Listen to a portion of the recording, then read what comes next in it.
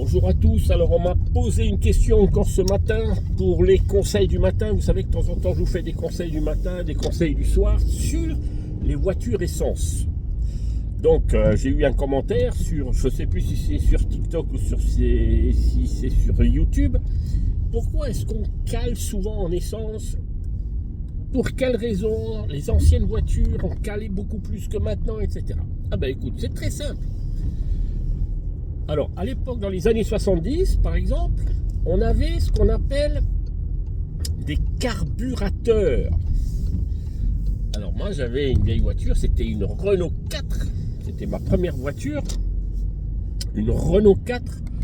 Mon frère avait une Renault 8, imagine, Renault 8 Gordini, c'était énorme, les Gordini. Alors, les carburateurs, c'était un système mécanique. Mécanique, c'est-à-dire c'était passif. On peut dire passif, c'est-à-dire qu'il fallait que nous on règle avec un starter. Un starter, c'est une petite manette, une petite commande, on tirait. Fort ou moins fort, c'est nous qui devions régler l'arrivée d'essence. Puisque pour qu'il y ait une explosion dans les cylindres, il faut un mélange air-essence. Mais il faut que ça soit précis. Et lorsqu'il y avait trop d'humidité, lorsqu'il faisait trop froid, il fallait enrichir ce mélange en mettant un peu plus d'essence. Donc on tirait le petit starter. À l'époque, il y avait ça, donc le carburateur. Maintenant, il n'y a plus ça. Avant, on pouvait encore changer les charbons, etc. C'était un volet qui faisait ça, vous voyez, avec du charbon, etc. Bon, enfin, du charbon, c'est pas les charbons de cheminée, hein. Alors, ceux qui veulent le cours complet, vous savez, j'ai des centaines de cours complets sur ce que j'enseigne depuis 43 ans. Ah ben, vous pouvez m'écrire sur antoine-conseil.fr et là, je vous enverrai un cours sur celui-là, par exemple. Vous me dites le cours là. Et vous me donnez votre mail, bien sûr. Donc, carburateur. Non seulement il y avait à l'époque donc des carburateurs, maintenant on a un système électronique, hein, une gestion électronique qui fait que ce mélange, qu'il fasse humide, qu'il fasse froid, il règle automatiquement. C'est de l'électronique. Pour les jeunes d'aujourd'hui, c'est de l'IA, c'est l'intelligence artificielle, si vous préférez. L'intelligence artificielle, c'est pas l'intelligence, c'est un exemple. Mais c'est électronique, on n'a plus besoin de tirer le bouton. Faites un exemple avec votre voiture. Imaginez, vous êtes avec votre voiture et vous prenez un ralenti, vous lâchez les pédales. Vous prenez un ralenti, vous freinez un peu. Même pas besoin de prendre un ralentisseur. Vous freinez un peu jusqu'au moment où la voiture broute. Quand elle broute, c'est qu'on est en dessous du régime. À l'époque, le régime moteur, dans les années 70, c'était à peu près 600 tours, 700 tours minute. Donc c'est le vilebrequin, pour ceux qui connaissent un peu, c'est le vilebrequin qui tournait à 700 tours minute. Maintenant, les voitures modernes, ça tourne à peu près à 900, 1000 tours minute. Donc beaucoup plus. Donc on a moins de chances de caler. Donc lorsque vous freinez, par exemple là je freine, j'arrive à un rond-point, je freine. Si je freine trop et je descends à 600 tours, là normalement le ralenti moteur de la 2 c'est 900 tours. Si je freine trop 700, 600, ça commence à brouter. Brouter, ça veut dire que le moteur est en train de me dire attention, t'es plus dans le bon régime. Je fais un régime de légumes là, et là c'est pas bon. Là tu me mets de la viande, là c'est pas bon. Donc lâche le frein. Et si je lâche le frein, grâce au système électronique actuel, si je lâche le frein, sans accélérer, la voiture va passer de 700 à 900 tours toute seule. Vous voyez? Ça, c'est un exemple de l'électronique. Donc, à l'époque, on avait premièrement un carburateur qui faisait ce mélange, mais c'était à nous de faire le mélange. Si on ne faisait pas le mélange, il avait un mélange statique, toujours identique. Donc quelquefois, ça calait quand il faisait trop. Alors quand on allait au travail, il faisait froid, on avait du mal à démarrer. On pouvait enlever le carbu, le sécher, passer un chiffon, sécher, tout ça. Voilà, il y avait tout un système. On a oublié les petits vieux là. On a oublié que maintenant, il n'y a plus rien à faire, on n'a plus rien à sécher là. Voilà. Donc, carburateur. Et maintenant, c'est l'électronique. Deuxièmement, c'était 500, 600 tours, 700 tours. Maintenant, on est à 900 tours, 1000 tours. Donc, ça veut dire que ça tourne plus vite. Donc, on a moins de chances de caler. Autre chose, par exemple, prenez l'exemple d'un vélo. Souvent, quand un élève me pose des questions, je prends l'exemple d'un vélo. Un vélo d'époque, on va dire, pour prendre l'exemple de la voiture d'époque et la voiture moderne.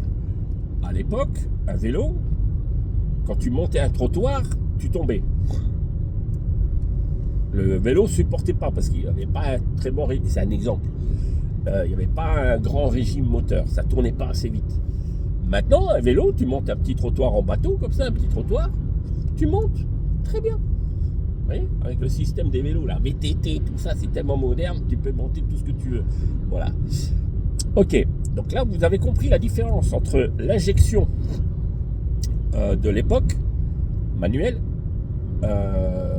toujours identique, et maintenant l'injection qui se fait régulièrement. C'est le moteur électronique qui règle directement ce que le moteur demande, selon l'humidité, etc.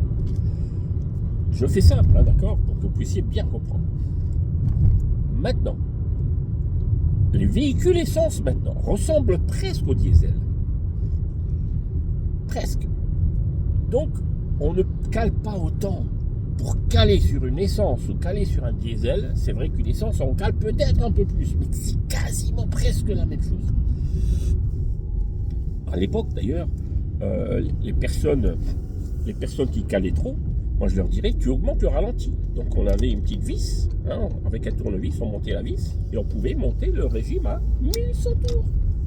Tuc, tuc, tuc. Après, il y a les gicleurs, il y a tout un système de gicleurs qui était bouché des fois. Alors, il fallait prendre le petit gicleur en laiton, en soufflé, etc. Enfin, il y avait tout un système. Mais avant, c'était bien parce qu'on bricolait la voiture. Maintenant, c'est difficile de bricoler. En tout cas, le moteur. Qu'est-ce que je disais? Donc, maintenant, c'est quasiment... maintenant, pour caler, les élèves qui calent, je vais vous dire pour quelle raison vous calez. C'est pas parce que c'est une essence ou un diesel. C'est parce que vous n'accélérez pas. On cale à peu près à 500-600 tours, selon la vitesse où on se trouve. 500-600 tours. Donc, pour ne pas caler, il faut se mettre à 1500 tours, 2000 tours au démarrage. Au démarrage, vous montez, voilà, vous accélérez. Bon là, je vais attendre une élève. Comme je vous ai dit, je suis toujours en avance. Là, j'ai 8 minutes d'avance. 8 minutes d'avance pour vous parler en plus. Voilà. Et ensuite, je vais nettoyer ma petite voiture comme je le fais tous les matins. Avec mes lingettes antibactériennes. Alors, écoutez bien. Voilà, par exemple là, regardez, je suis à 900 tours. Si je peux relever l'embrayage sans accélérer, la voiture, elle démarre. Vous voyez? Elle démarre, la voiture. Parce que j'ai calé mon pied au point de patinage et les deux plateaux mettent du temps pour se mettre en route, mais j'ai laissé le pied au point de patinage, j'ai bloqué mon pied au point de patinage. Maintenant je m'arrête, quand je roule lentement je débraye d'abord et je freine ensuite, sinon je cale. Maintenant, si je suis à un stop, un feu rouge, et si je veux démarrer pour ne pas gêner derrière, j'accélère un peu, écoutez le bruit, je ne sais pas si vous allez l'entendre. Et je maintiens mon pied au point de patinage. Et lorsque je suis à peu près à 8 km/h, je peux relever rapidement l'embrayage. Voilà, le problème que vous avez, c'est que vous n'accélérez jamais. Jamais. Jamais de la vie. Très peu d'élèves accélèrent. Donc, il faut à chaque fois que vous démarrez, là je suis arrêté, ok, j'éteins tout. Quand vous êtes arrêté et vous voulez démarrer, vous accélérez en même temps, vous faites donc c'est cette balance, cet équilibre, d'accord? Vous accélérez, hop, point de patinage et vous bloquez le talon au sol. C'est encore mieux pour ceux qui ont un problème parce que l'embrayage pousse quand même. C'est très dur de trouver ce point de patinage pour certains. Donc vous collez le pied au sol et vous glissez le talon au sol comme ça, hein, pour que la pédale ne descende pas, parce qu'il y a des élèves qui disent ouais mais quand je lâche, hop, après la pédale, je l'ai avec le talon. Ah ben oui, parce qu'il faut glisser avec le pied, hein. Donc vous levez, en même temps vous glissez, hop, et vous avez un point d'appui si vous avez du mal à vous maintenir au point de patinage. Bon, vous accélérez, point de patinage, vous voyez, alors par exemple à un rond-point en côte, je dis aux élèves, tu amorces, donc tu prépares. Ne laisse pas ton pied sur le frein. Tu prépares et tu fais du surplace. On peut faire du surplace, hein, sans freiner. Il faut trouver le point d'équilibre, hein. Voilà, le point d'équilibre, vous faites la balance comme ça. Quand la pédale d'accélérateur appuie, la pédale d'embrayage, elle se lève. Et inversement. Voilà. Donc, vous accélérez, on amorce, et après on démarre, on accélère et on relève. Et il faut trouver ce point d'équilibre. C'est une synchronisation, il faut un peu de psychomotricité fine pour pouvoir faire ça. Donc, j'ai répondu à ta question, hein. Maintenant, on a un CPU, c'est un système électronique qui fait que tout se fait électroniquement. Donc, il n'a plus besoin de caler. Si tu cales, c'est parce qu'il tue. Alors, les raisons pour lesquelles on cale. Tu n'accélères pas. Mais moi, je vous ai fait une démonstration. Je avance. Je ne cale pas, pourtant je n'ai pas accéléré. Pour quelle raison? Parce que j'ai maintenu le point de patinage jusqu'au moment où je vois que ça tourne, que le vilebrequin tourne à peu près à 900 tours minute et que les deux plateaux sont bien imbriqués l'un dans l'autre. Voilà. Ils sont bien collés. Et ça, c'est à peu près, ça dépend des voitures, sur ce véhicule-là, c'est à peu près 8 km/h. C'est ce que je dis à mes élèves, à 8 km/h, tu peux relever l'embrayage et tu verras que la voiture ne cale pas. Mais pour avoir moins de chance de caler, tu montes à 1500 tours, comme ça, puisque tu cales à 500 tours. Monte à 1500 tours. Donc, première raison, tu relèves trop vite l'embrayage. Donc, tu passes, ça c'est le point de patinage, tu passes de la pédale au fond, tu passes directement là. Donc, tu n'as pas maintenu ton pied au point de patinage pendant au moins 3-4 secondes. On dit 3-4 secondes, ou bien on va dire 5 mètres, 6 mètres. Hein, le temps que tu arrives à 8 km/h. Et ensuite, tu relèves 8 ou 10 km/h, selon la vitesse où tu te trouves. Ça, c'est encore technique. Voilà, donc, premièrement, tu relèves trop vite l'embrayage, tu ne maintiens pas ton pied au point de patinage. Alors que là, tu peux relever rapidement.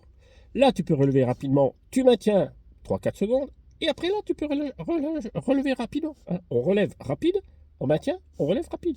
C'est faux de faire, l'erreur que vous faites souvent, c'est que vous attendez, et vous mettez 3 heures pour aller au point de patinage. Ça ne sert à rien. Et là, vous reculez si vous êtes en côte. Il faut se mettre rapide. Là, il n'y a rien qui se passe. Les deux plateaux ne se touchent pas. Les deux plateaux font que ça. Donc là, tu peux relever rapidement pour qu'ils se frottent un peu. Tu maintiens, les deux tournent en même temps. Hop, tu peux lâcher. Ok. Maintenant, la deuxième cause, pour quelle raison tu cales, c'est que tu n'accélères pas. Il faut accélérer 1500. Il faut entendre le bruit du moteur. Je vais vous faire encore le bruit du moteur. Écoutez. Je ne sais pas si vous l'entendez. Voilà, là je suis à 2000 tours. Voilà, vous démarrez. Un vrai démarrage se fait comme ça. Écoutez. Voilà. Là j'étais à 2002. Hein, d'accord. Voilà. Il faut accélérer. Donc premièrement, tu n'as pas maintenu ton pied au point de patinage. Il faut trouver ce point de patinage. Alors selon les véhicules, vous avez des points de patinage qui sont plus hauts. D'autres, le point de patinage est juste là. Juste quand on relève, hop, c'est juste là. Donc à vous, quand vous changez de voiture, de savoir où se trouve ce point de frottement. Okay. Deuxièmement, vous n'accélérez pas au démarrage, mais vous laissez le pied sur le frein, vous relevez l'embrayage et après vous accélérez. Vous mettez 3 heures pour démarrer. Ou bien vous avez oublié le frein à main, c'est une troisième cause. Hein, donc faites attention que le voyant sur le tableau de bord est bien éteint. Ou bien parce que la vitesse, vous êtes en 2 ou en 3. Ok. Voilà. J'ai encore beaucoup de choses à dire. Demain ou ce soir, je vous ferai encore une petite vidéo. Voilà. Dites-moi dans les commentaires les questions que vous avez. Et les matins, je vous fais une réponse à vos questions. Merci pour vos likes. Merci pour vos abonnements. Ciao tout le monde.